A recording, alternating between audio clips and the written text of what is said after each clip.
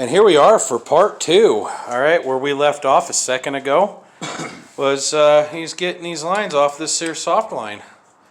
Like I said, we're doing a total strip down of this, and we're just getting the exterior stuff off, and we got that off, and you know, he's showing a little trick from Jeff Bradshaw over at, what's his channel?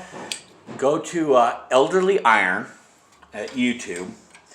You can also check out his website, elderlyiron.com. Jeff Bradshaw there in Oregon has his own YouTube channel. Does a lot of good things with the old Chevy and GMC pick-em-up trucks. And I got a lot of inspiration from him on how to make some of this work, especially when you're dealing with a lot of old, rusted out components. And brake lines always seem to be just the worst.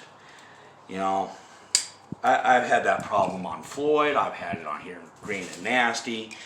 And it just never ceases to amaze me at how bad brake lines can get in such a short period of time. And these ones here look like they've never been messed with before, especially here on Green and Nasty, where they were still all completely original. So I just back up this line off here. Yep, that's disconnected. That one's still a little tight.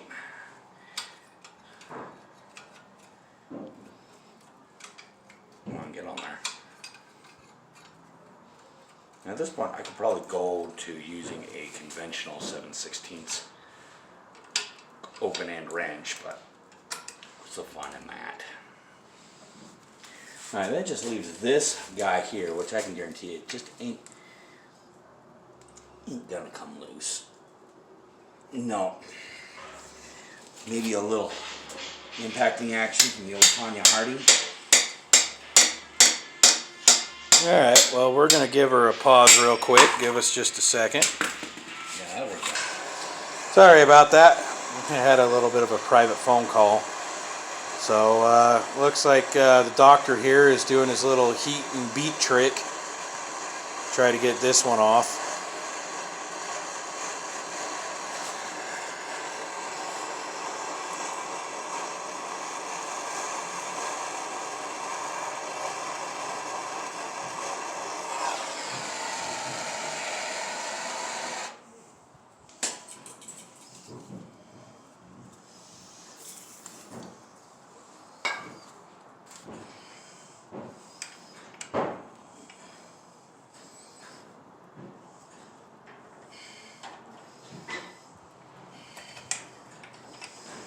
Looks like that one might not come out. No, I might wind up having to put the pliers to this one.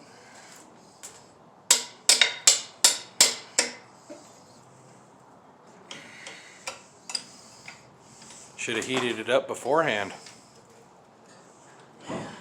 Well, like I said, I figured this one wouldn't be so seized up on account of it was covered in all this oil. This wheel cylinder was, in fact, leaking. And if at first you don't succeed, grab a pair of vice grips.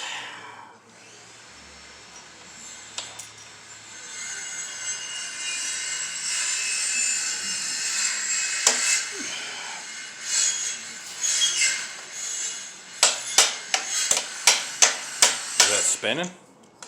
I can't tell.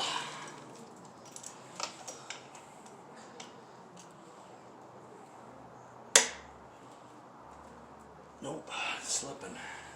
No, if you have to, cut it off. There you go. Well, that line was unsavable. It's Well, okay. this line, on the other hand, can be saved. Now, the reason why you generally want to try and save your old lines is so that it gives you length and bending specs. Now, I can tell you right now, these lines actually are not original to this truck, and I can tell by the way they're bent, because it looks like somebody just got their meats on it and just started bending the crap out of it. So that cap there has got to be pried up and bent out of the way. That's fine. And then this one here also needs a little persuasion. Step around here. So I really need. Could definitely tell when I was taking the rear cover off, when I was taking the cover off, somebody's been into this axle before. It was blatantly obvious. The factory would have a small bead of silicone or would have a gasket on it, one of the two. I've seen both. Yeah, This one had a real thick bead of silicone on it. I mean a thick one, where it was actually glued out both inside and outside, which tells me somebody's been in here. And one thing I seem to notice on a lot of stuff, no matter the repair, there always seems to be too much silicone. One thing I want to give a shout out to Thunderhead 289, Luke. If he ever stumbles across this video or any of our videos where I give shout outs and whatnot, thank you for showing me the little trick by taking the RTV, sticking it between your fingers and then rubbing the thin bead. Ever since I saw him do that a few years ago, I've been doing that trick and I've never had an issue with the silicone beating out like that, and I've never had an issue with it not sealing. I've always had a seal on that after I saw that trick a while back. So shout out to him. All right. We're going to 10 Harding go here.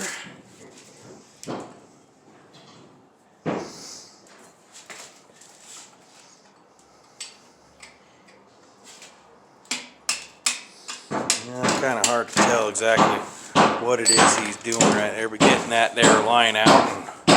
And now we just need to get that guy off right there. Let's go full fluid.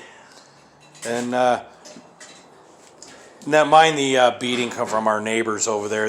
Looks like they're doing some stuff over there, so we're not going to go over and tell them to shut up because that's just wrong, because we're over here making a lot of noise too, Yeah, we make our noise, they make their noise. That's fine by me.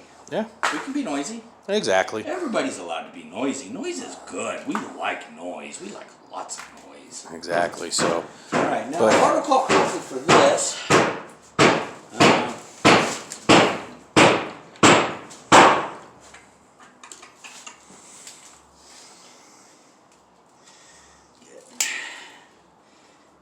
Gotta get this left piece of tube off, which that ain't gonna help me.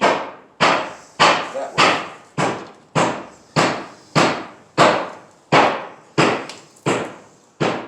Start that. That was that thing right there. Those factory little breather tube clamps aren't worth nothing. That. Now, if I recall correctly, that was a 5/8.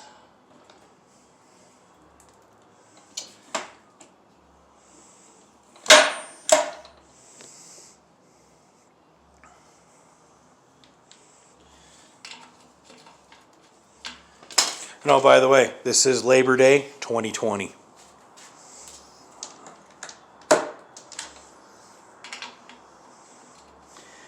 I'll be dipped. 9/16. Hey, Chris, your impact's somewhere right there. You know, you don't need an impact for everything.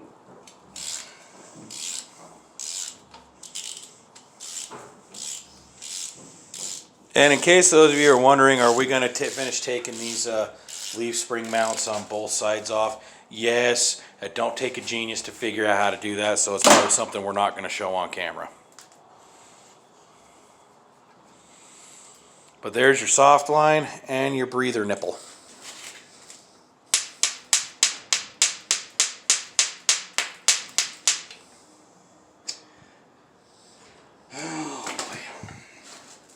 Well, Chris, I wouldn't worry about getting that out right now.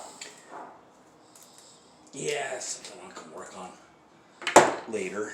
You can do a separate video on how to get that out. Well, I generally don't take a rocket appliance to be able to figure out how to do that. Just lock it into a vise and give it a good old turn with the 24-inch of it. All right, so what's the next thing? Well, the next thing is we're going to be getting out these brakes. We're going to start on that side because that side's more easily accessible. Now we could potentially just turn the put the cover back on, or leave it off, and turn the camera on pause, and we can rotate the axle 90 degrees, give us more room to pull them axle shafts out. We could, but we're going to wait till we get the rest of the brake assembly off first. That'll make it just a little bit lighter before we attempt any of that. Okay. So, but we are going to take a little break, and we will be back. So what'll be a second for you guys will be God knows how long for us. Pausing. And we're back. After some technical difficulties set aside. Pass this back, and I'm going to go ahead, after I keep tripping over everything. It's called having a clean work area. I don't believe in clean work areas. I believe in tripping over shit because that's how you find stuff. Well, looks like according to the camera lens here, there is no getting in there to see what's going on. But he's removing the. Chris, you'll let you explain.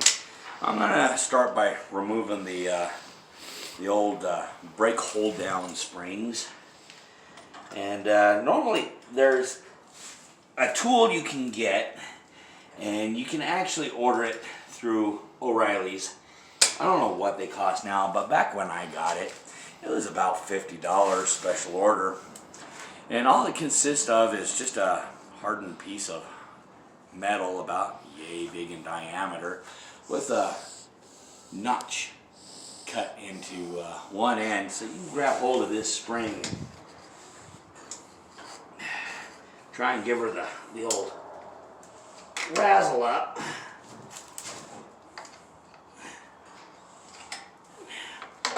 Like that. Once you get that spring out, give us a... That's what that spring looks like there. So this lower end here clips down here into the brake shoe. there's no way we can see that. Nope. So that clips down into the brake shoe, and then this pin, this side here, hooks into a hook pin that slides right back here through the backing plate, and then that just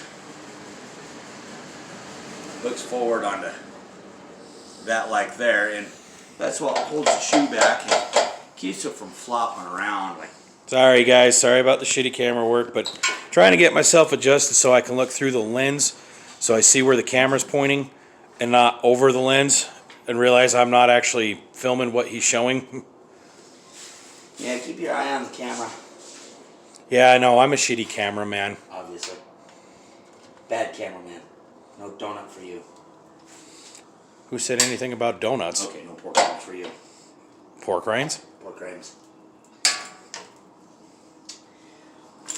So, we're going to do the right thing. We're going to get this other spring out of here, but it's a lot harder to get to because you got this parking brake arm right here in the way, and there's only one way to get that off, and that's a little bit of prying action. And no, actually there's a little bolt back here.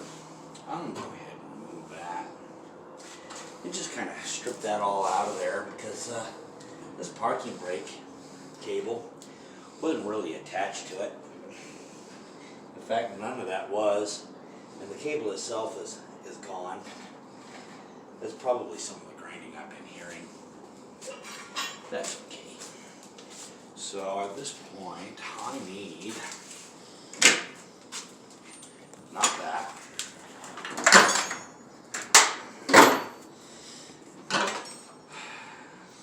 That'll work.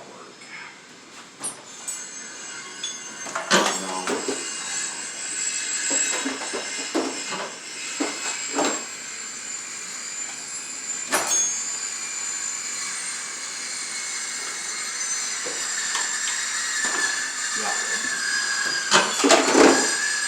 Border drive set up.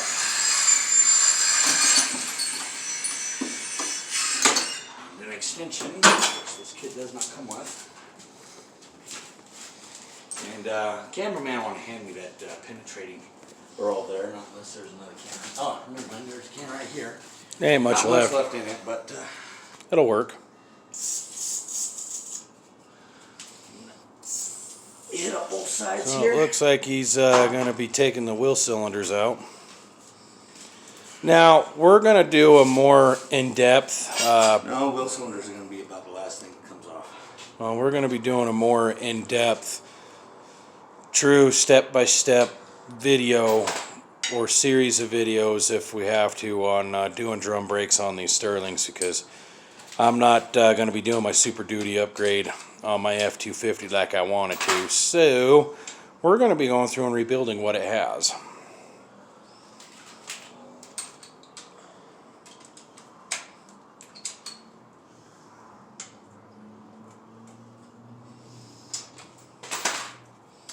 Alright, now these parking brake adjustment sleeve.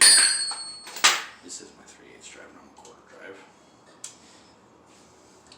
Are, according to this, 7/16. And I just realized I've got the wrong extension because I thought I had my 1/4 drive set. I don't. Instead, I've got my 3/8 drive set. My 1/4 drive set's next door with Floyd, but the 3/8 drive set will work just fine. Except for tightening.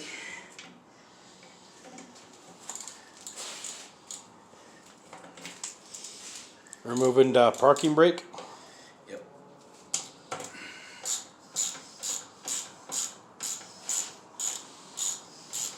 Just gotta give it a little tickle. Nothing too extreme.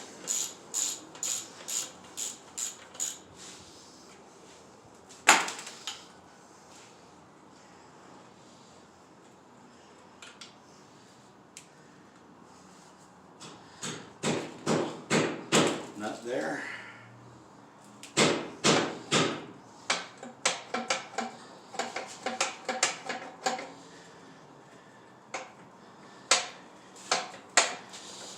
We can't get a little U action here on what are you doing. Sometimes it just needs a little wiggling.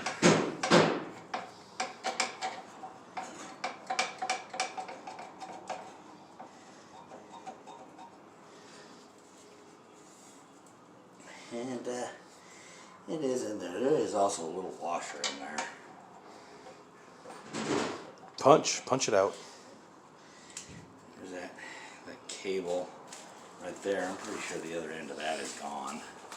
But this is gonna come out in order to get the cable out anyway.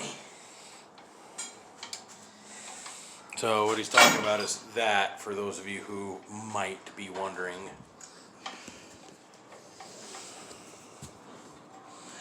Alright, that cable is actually... Yeah, there just isn't enough light for us to show you, but we'll be doing we'll be getting ourselves properly set up to do an actual step-by-step video. Because on my channel, we've got a pretty decent 2-part series on doing front brakes on these F250 trucks. So I just now need to add a rear drum brake setup, and I wanted to do some drum brake videos on Old and Gray, but under time restraints, and my friend that was helping me didn't want to play cameraman. Alright, where did that... There it is. And if at first you don't succeed, Get your Tanya Harding. grab a flat punch and your old Tanya Harding here. And just give that a couple of little razzles like that. And that comes out of there just like that. And then you got yourself enough.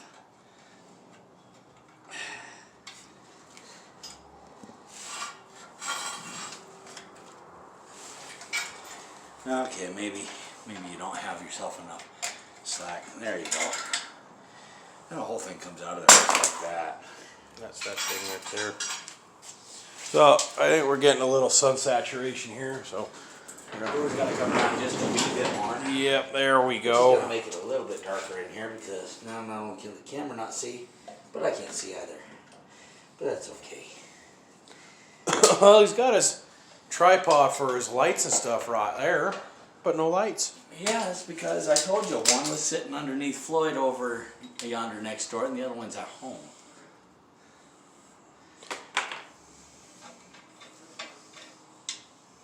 I mean, but this is just to show us tear down things. Tearing down's the easy part.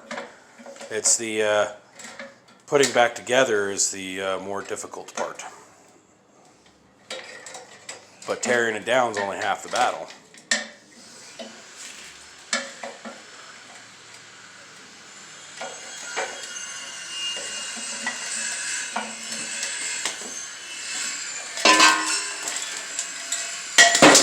There you go. You just toss those aside because you ain't never gonna reuse them. Yeah, but kind of keep things together and organized so you can compare your old parts to your new parts to make sure your new parts are correct. You just take these pins right out of the old brake shoe presser outer.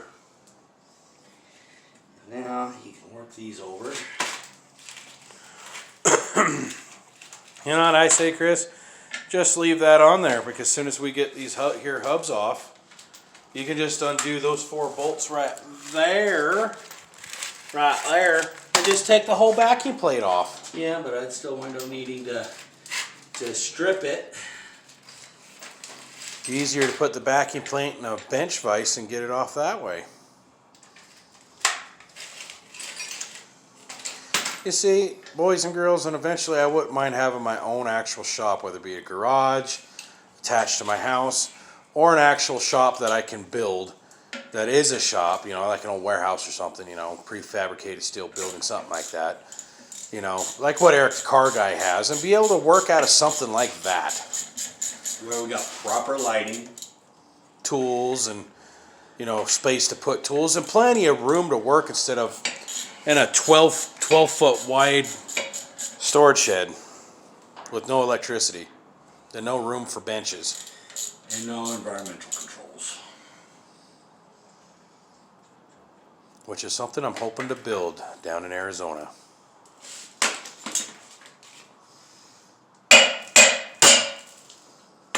Out she comes.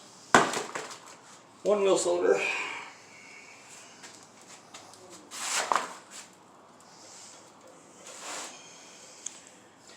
Alright, now the last thing left is this parking brake cable, and this has got to come out. So I guess we're gonna kind of show you how we fiddle fuck fart around with getting these damn cables out, if you can see. But yeah, there's some tabs in there that you gotta pinch and then push through the other side. Get yourself a good pair of long nose 45-degree bent needle nose pliers. Those look like a 90-degree. 90-degree, 45-degree. I'm all degreed out because I never got myself a degree in this kind of engineering.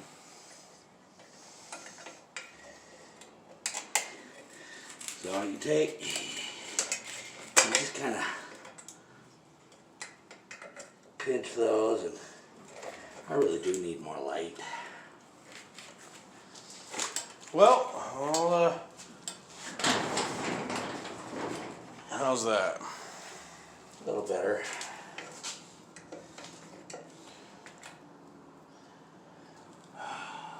Now, Glasses. Now remember, boys and girls, when you're doing work like this, don't be like a lot of other people. Wear some safety glasses. Some form of... This angle, I can't keep them on my face, so they don't do me much good. No, I'm just letting the audience know that don't be like us idiots. Wear safety glasses. I mean, I wear my safety glasses as my regular glasses on a daily basis because I used to work a safety sensitive job that required safety glasses, and I just didn't want to, you know, wear these big ugly ass glasses over my regular non-safety prescription glasses. So I went and Got myself a set of prescription safeties.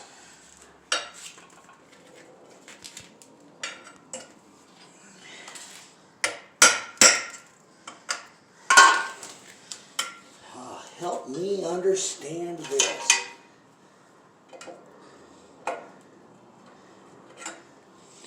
Alright, well, I'm going to cut the video short here, fellers, because his phone's down to 5%. So, there isn't much left. We'll come back. Battery's really down to 5%. We'll come back when we're ready to tear the center section apart and get the carrier and the pinion and all that stuff out. So, What's the time left on the video? 25 minutes. So, like I said, we're just going to cut it short here, and we'll come back when we're ready to tackle that, or at least the Dr. Frankentruck here will come back at least. So, all right. So stay tuned for the next portion. So what we've got so far is going to be part 1, and then of course part 2. And then stay tuned for the next video as we continue to tear down this Sterling 10 1/4 full float rear axle. And as always, I'm Dr. Frankentruck, and I'll see you next time on the operating table. and I'm the Maniac Mechanic. We'll see you over at my channel.